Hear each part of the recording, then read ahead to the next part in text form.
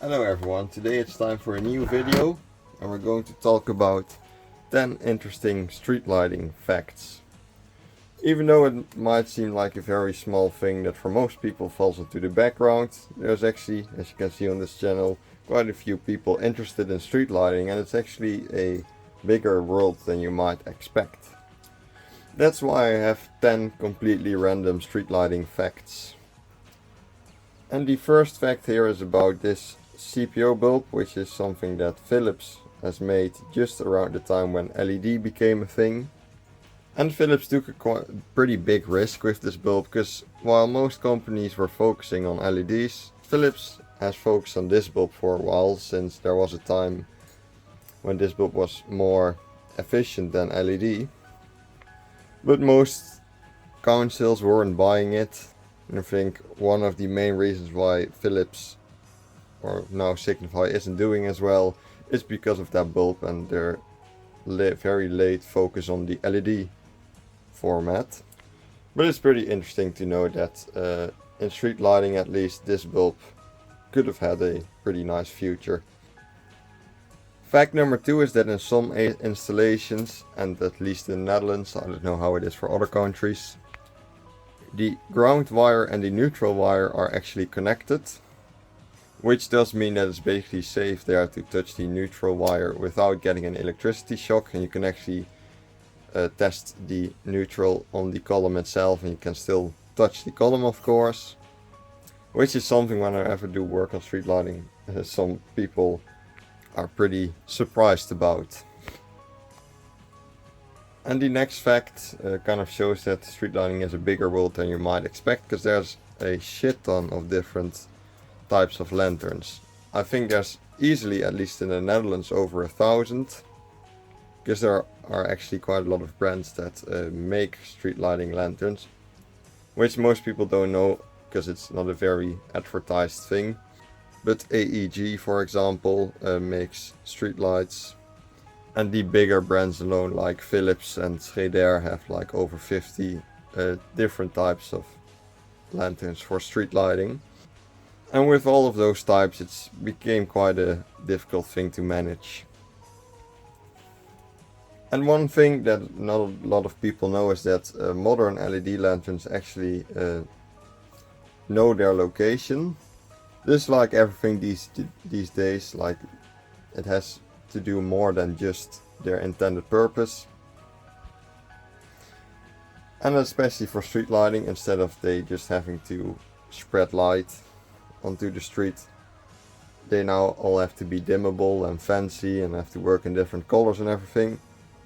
And one thing is that lanterns with a city touch sensor can actually know their location, so whenever it has happened, like whenever someone crashed into a column and they took the lantern with it and used it outside for their home or whatever, the council actually knows the location of the lantern, so be careful with that. And one very underrated downside of the LED boom that's currently going on, in my opinion, is that a lot of councils actually forget about their columns. Because they basically are forced to spend all of their money on buying LED lanterns, but they most of the time forget about the columns, which of course still age and are still in a very bad condition, which has led to some very dangerous situations with columns that are in such a bad condition that they could have easily fallen over onto traffic or anything, which it honestly still surprises me that it has never, or it doesn't happen that often. It has happened, but it barely ever happens.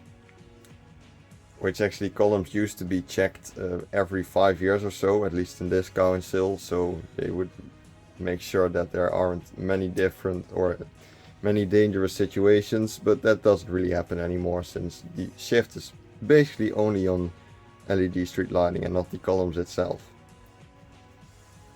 And with the roads becoming more and more busy, it also still surprised me to this day how often it happens that someone crashes into a column, or at least the column gets damaged because of a car crash or whatever.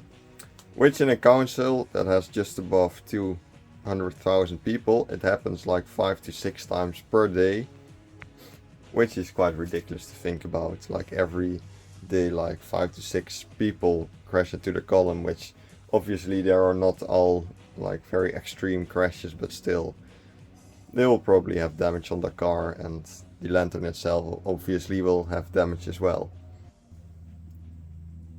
One interesting thing with LED street lighting is that they can also work in different colors, and there's actually a street in the Netherlands which has just very regular LED lanterns, but they can actually give basically any color you can think of. They could be giving out green light, purple light, red light, blue light, cold white, warm white, which I think definitely makes LED street lighting more interesting, and it's pretty cool that they can play with the colors like that, because street lighting is something that is meant to fall into the background. Like whenever you walk on the street, you aren't really supposed to notice them, but like with you being able to change all of the different colors, you can also change the environment on the street and everything. A street can feel very different with like a weird deep blue color than compared to say a orange color like in front, which is something pretty interesting and pretty fun.